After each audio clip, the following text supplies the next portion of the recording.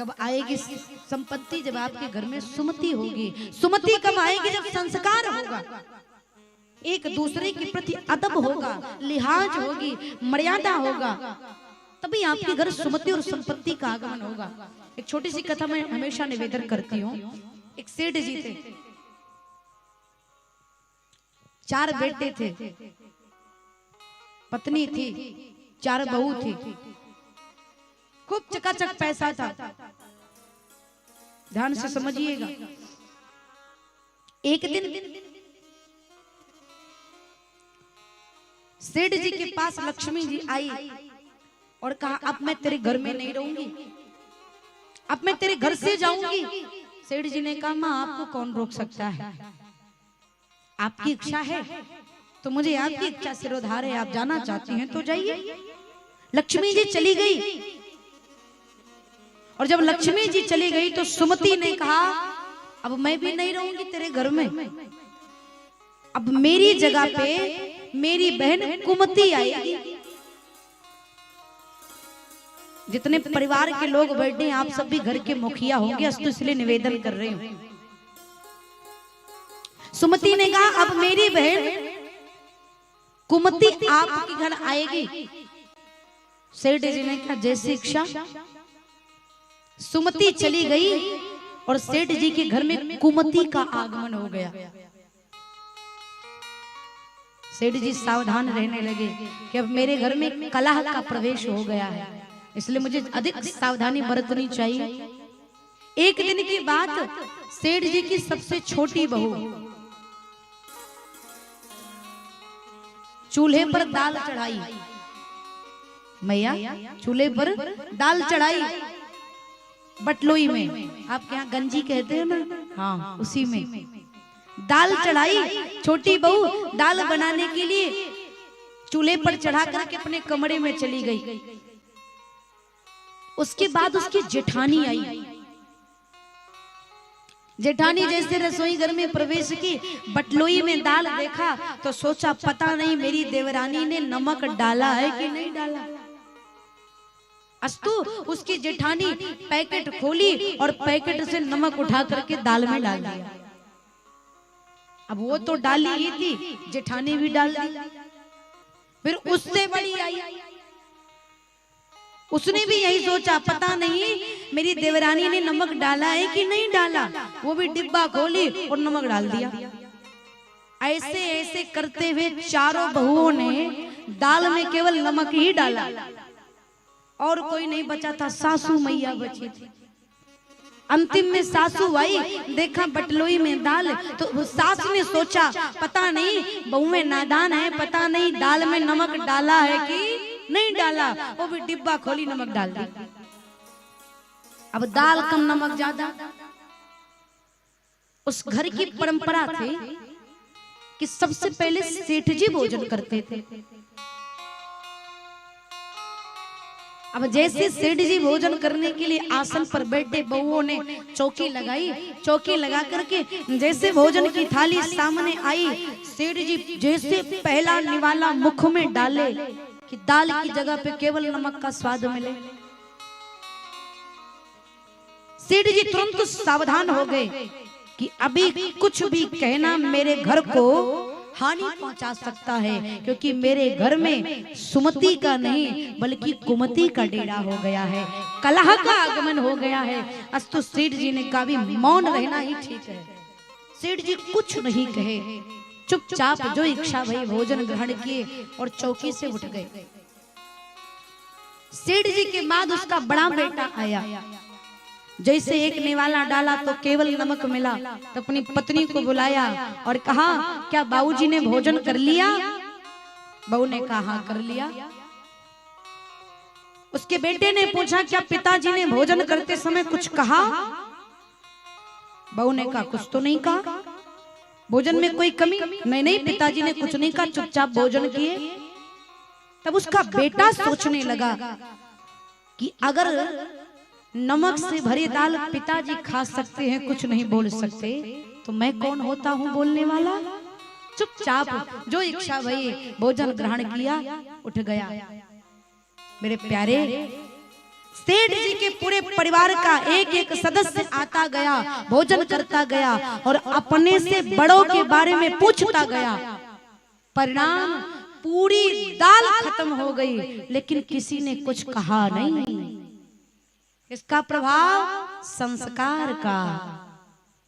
रात भई, रात में सेठ जी जब विश्राम करने के लिए अपने कक्ष में गए तो कुमति अर्थात कलह आकर के सेठ जी के सामने हाथ जोड़ ली। बोली, सेठ जी अब मैं आपके घर में नहीं रह सकती, मैं आपके घर को छोड़कर जा रही हूँ। सेठ जी ने कहा, क्यों, क्या हुआ? कुछ दिन तक और रहिए। कुमति ने कहा, नहीं, आपके घर में मेरी आवश्यकता नहीं है। क्यों? कुमति ने कहा, जिसके घर में लोग 1 किलो नमक खा जाए, किसी को कुछ कहे ना, उसके घर में मेरी क्या जरूरत है? मेरी आवश्यकता आपके घर में नहीं है। ये कब आएगा? जब आप अपने बच्चों को श्रेष्ठ संस्कार देंगे, एक दूसरे के प्रति सम्मान, आदर, लिहाज करने का संस्कार देंगे, तब आपके बच्चों के भीतर ये सुंदर संस्कार आएगा। जहां सुमति तहां संपत्ति नाना, जहां कुमति तहां विपत्ति निधाना। अस्तु संस्कार देकर के बच्चों को विदा करिए, बेटियों को विदा करिए। और आपसे भी निवेदन, आजकल तो विवाद भी होता है जब कन्या पक्ष वाले 10-20 लाख रुपए दे, ऐसे द्वार पर बैठ जाएंगे कुर्सी लगा करके। अब पता नहीं यहाँ होता है कि नहीं होता है, यहाँ के लोग अच्छे होंगे तो नहीं मांगते होंगे दहेज, नहीं तो बेटे का पिता कुर्सी लगाकर बैठ जाता है। 10 लाख, 20 लाख, 25 लाख, ऐसे लगता है जैसे घर की बोली लगा रहा हो। आओ खरीदो, ले जाओ। यहाँ तक कि लोग कह देते, अरे अपने बेटे की पढ़ाई में मैंने बहुत खर्चा किया है, ये भी जोड़ लो, मैंने साबुन कितनी बार खरीदा है, तेल कितनी बार खरीदा है, सब जोड़कर दहेज ले लो। इसको नौकरी दिलाने में बड़ी कोशिश की है मैंने, बड़ा घूस दिया है, तब सर्विस पाया है। रेलवे में ऐसे नहीं गया है, हाँ, बड़ा पैसा लगा है, ऐसे थोड़ी हो जाएगा, खूब दहेज लिया जाएगा। अच्छा, 10-20 लाख रुपए देकर के बेटी के पिता ने विवाह कर दिया। अब बेटी फ्रिज लाई, कूलर लाई, एसी लाई, घर का सारा सामान लेकर के आई, खूब संपत्ति लेकर के आई, लेकिन संस्कार नहीं लाई। एक बहू विवाह करके आई तो सासू माँ ने विवाह के दूसरे दिन सुबह सुबह बहू से कहा, बहू मेरे लिए बेटा 1 कप चाय बना दे। बहू ने कहा, नहीं बनाऊंगी। सास ने कहा, तेरी माँ ने यही संस्कार दे करके भेजा है तुझे कि सास से जबान लड़ाए। बहू खड़ी हो गई, कहा, माँ जी आपने फ्रिज मांगा, कूलर मांगा, एसी मांगा, पंखा मांगा, डल्लक का गद्दा मांगा, सोने चांदी के जेवरात मांगे, सब कुछ संपत्ति लेकर के आई। संस्कार तो अपने घर पर छोड़ करके आई, क्योंकि आपने उसको मांगा ही नहीं। जब मांगा ही नहीं तो मैं लाऊं कहां से? आज तो उसको अपने घर पर छोड़ करके आई। अब बेटे का विवाह हो गया, बहू आ गई, सासू मैया रोते रोते हमारे पास आएंगी, देवी जी बेटा मेरी सुनता नहीं। कब से मैया? जब से बियाह हो गया। किसकी सुनने लगा? बहू की सुनने लगा। इससे पहले मेरी सुनता था, अब तो बहू की वो सुनता है, मेरी सुनता ही नहीं। अच्छा तो माता जी दहेज में कितना लिया था? ज्यादा नहीं, 20 लाख। काहे सुनेगा? क्यों सुनेगा? आपकी दहेज मत लेना बेटा। हाँ, क्यों सुनेगा आपकी? क्यों भाई? जब तक आपका बेटा था आपकी सुना, अब आपका बेटा नहीं रहा। आपकी बहू के पिता ने 20 लाख रुपए आपको दे करके आपके बेटे को खरीद लिया। अब मालिक जो कहेगा नौकर को करना पड़ेगा। अगर आप अपने घर में संपत्ति नहीं संस्कारवान बहू लाएंगे तब आपके घर को स्वर्ग बनाया जाएगा। अब यजमान जी जैसे सीधे साधे बेचारे, एक व्यक्ति गया बहू देखने के लिए, तो जाते अपनी बहू से पूछा, बड़े आध्यात्मिक थे, भगवान के चरणों के अनुरागी थे, तो होने वाली बहू से कहा, बहू रामायण पढ़ना आता है, गीता पढ़ना आता है, महाभारत पढ़ना आता है? बहू ने कहा आता है। तो होने वाले ससुर ने कहा, बेटा कुछ सुनाओ। तो बहू ने कहा, पिताजी गीता और रामचरितमानस यहाँ सुन लीजिए, महाभारत जब घर में आऊंगी तो करके दिखा दूंगी, कहने की जरूरत, पूरा प्रैक्टिकल करके दिखाऊंगी। अब बेचारे सीधे साधे थे, समझ नहीं पाए, विवाह करके लाई बहू को। दूसरे दिन सास ने अपने बहू से कहा, बहू तुझे रसोई में क्या आता है? बहू ने कहा, माँ जी मुझे रसोई में चक्कर आता है। बस जाते ही चक्कर आना शुरू। सास ने कहा, बावरी पूछ रही हूँ रसोई में क्या क्या बनाना आता है? बहू ने कहा, सीखूंगी।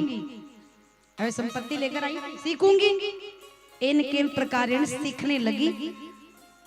जीवन चल रहा था, किसी प्रकार से सास बहू की कट रही थी। तो एक दिन बहू ने रसोई बनाई और रसोई बना करके डाइनिंग टेबल पर भोजन रखा, और जैसे सास ने दाल चावल मुख में डाला, सही आवाज लगाई, बहू।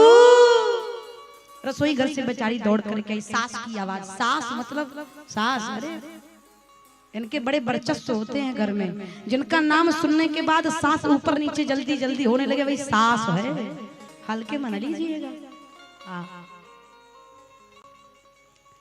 अब जैसे पहला निवाला मुख में डाला, बहू को बुलाया, बहू दौड़ी दौड़ी आई, क्या हुआ माँ जी? सास ने कहा, रे बावरी भगवान ने तुझे दो सुंदर मोटी मोटी आंखें दी हैं, इन मोटी आंखों से तुझे कंकड़ पत्थर नहीं दिखाई देते? दो कंकड़ मेरे दांत के नीचे पड़ गए, मेरे दांत टूट जाते तो? बावरी कहे कि मोटी मोटी आंखों से पत्थर नहीं दिखाई दे रहे हैं। और सास ने जैसे डांट लगाई, बहू बड़ी टैलेंटेड थी, बड़ी समझदार थी। बहू ने कहा, माँ जी अरे भगवान ने मुझे मोटी मोटी दो आंख दी, दो आंखों से पत्थर नहीं दिखाई दिया, कोई बात नहीं, लेकिन भगवान ने तो आपको पत्थर के 32 दांत दिए हैं, क्या इन दांतों से दो कंकर नहीं फोड़े जाते हैं आपसे? इतना तो गड़ी सकती हैं। आजकल की मॉडर्न बहू में फटाफट जवाब देती हैं, इसलिए संपत्ति वाली नहीं, संस्कारवान बहू लाइए। घर में अगर उत्पन्न करना है तो केवल संस्कार को। अस्तु प्रेम होने वाला घर में नहीं है, प्रेम कब होगा? जब संस्कार श्रेष्ठ होगा। बेटियों को सुंदर संस्कार देकर के ससुराल विदा करिए।